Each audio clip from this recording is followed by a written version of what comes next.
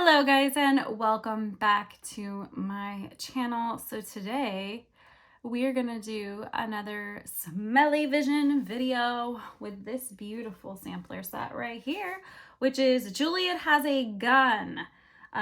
This is a perfume collection. I've got my adorable little cheat sheet here. This perfume collection I believe was $24 or $25. I got it at Sephora. It comes with 8 fragrances in it. I want to just read a little bit about it first to start off. So a little bit behind the scent. This is by Roman Ricci, which is the grandson of Nina Ricci. This is his twisted heroine Shakespearean 21st century with his metamorphosis fragrance called Juliet Has a Gun, making it the understatement of wearing a signature fragrance is now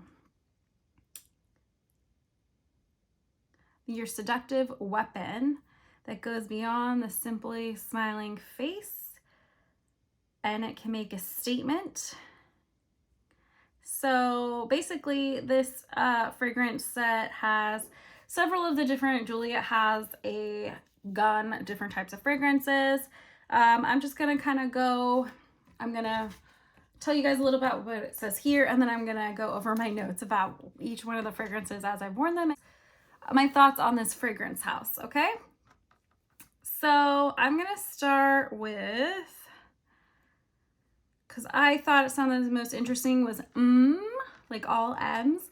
It says that this fragrance is a mouth-watering sensation of gourmand and forbidden fruits with 0 calories but all the treats. So this is Neroli, raspberry, orange, blossom, and iris butter. My thoughts about it, I said it was sweet, sexy, a little hint of spice, also fresh, floral, definitely a me kind of fragrance. So this is definitely what I would consider kind of a fruity floral fragrance. If you guys don't know, I love fruity and floral fragrances, mostly fruity floral or just fruity. It doesn't necessarily mean that I love sweet per se, but I do tend to like a little bit of a sweet, seductive fragrance also. So my rating on this, that was the best one in the entire box that I tried. I know it's weird to start with the best one, but it's just how I ended up testing them out, and that one by far was my favorite, and I think worth trying. Okay, with that being said, let's go to number 2. I tried, it's called Lipstick Fever, and this fragrance says that it is a creation inspired by lipstick, the creaminess, the texture, and the love affair with lipstick. So it has iris, violets, vanilla, raspberry, patchouli. I said about it that it smells literally like a tube of lipstick. It reminded me of my childhood. It was very reminiscent and recognizable scent. It smelled good, but I wasn't really sure if it was a fragrance for me. I said I rated this fragrance number 6. Out of the 8 that we have. So it wasn't my favorite, but it wasn't the worst. I would say it's okay. Then the next fragrance that I tried is called Music Invisible. So Music Invisible is a dreamy, casual, floral noted, woody, silky based fragrance with cream. It says it's like a second skin and infuses with the body and the soul. So this fragrance says that it has jasmine, cotton flower, and white musk. I said it was super powdery and a little too mature for my liking, but still semi-pleasant. I voted it a 3, so definitely not my favorite. I don't like powdery fragrances. It's just not my thing. Unfortunately, it's, is what it is. Moving on from that, I went on to the next fragrance, which is called Pear INC. So Pear INC was built around a green pear layered with milky heart musk with a twist of gourmand. It says this heavenly fragrance invokes happiness, sunny days, and positivity. Focus note is green pear, again, a musk. What I said about this is it's soft, fruity, just very inviting and easy to wear. So I voted that a 7. I actually thought this one was really good. It's probably my second favorite out of the entire sampler set. I will say it is very reminiscent of Marc Jacobs Daisy So Fresh. So if you've ever tried that fragrance, it reminded me a lot of that fragrance. They both have pear in it, so maybe that's why. But it was very easy to wear, super pleasant. I would definitely say more playful, young, and comforting type of a fragrance. So next up is Vanilla Vibes. So this fragrance says it's infused with 2 opposite aphrodisiacs, vanilla twist and sea salted caramel. It says expressing sensuality, playful, free femininity. Get ready for the ride. So again, it's vanilla and sea salt and musk. This fragrance was very different on my skin. It wasn't like a true vanilla. It was you could smell the vanilla, but it wasn't as appealing. I don't know if it's because the sea salt, it just kind of smelled like dirty vanilla. I don't know how else to explain that. That's what my notes say. It was dirty, powdery, and a soft, sweet fragrance with how I described it.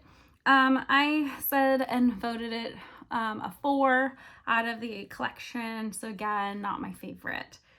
And then next up is Not a Perfume Super Dose.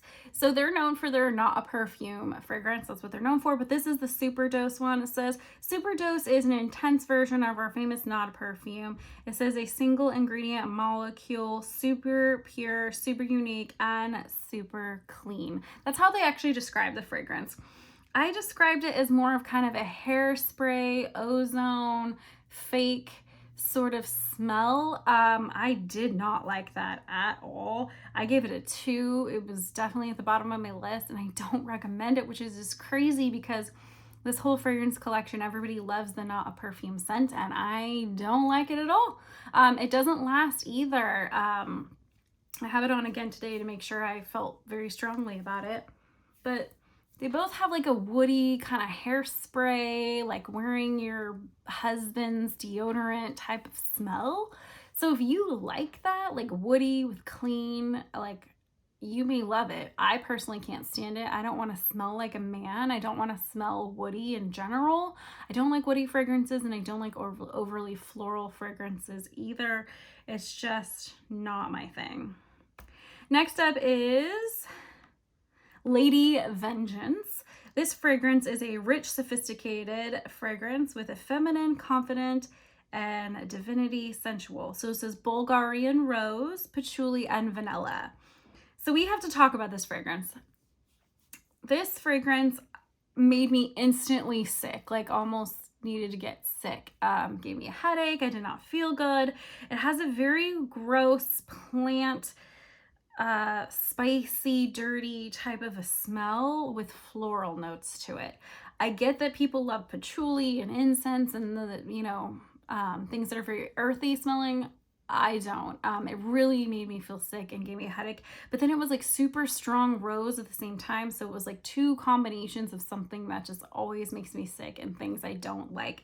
So Lady Vengeance was the worst one in the entire batch, I can say for myself, and feel confident about that. It was the worst. I would not recommend it unless you absolutely love patchouli and rose and you like really heavy fragrances and you're not sensitive to fragrance, then that might be for you. I don't consider myself super sensitive, but I do know anything that's overly floral or overly spicy, woody, it just causes my sinuses to go crazy, and not for me. Last but not least is going to be their cult favorite, which is Not a Perfume, which is described as minimalist, pure, a subtle woody note with a super clean fragrance. It says this is a single individual formulated fragrance. Again, I said it has this weird kind of hairspray smell. It was better than the Super Dose version, I will give it that, but it wasn't anything inviting. It still smells masculine to me.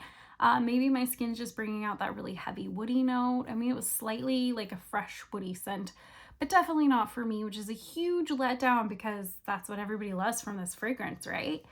My overall thoughts about Juliet Has a Gun. This is a huge pass. Don't buy this.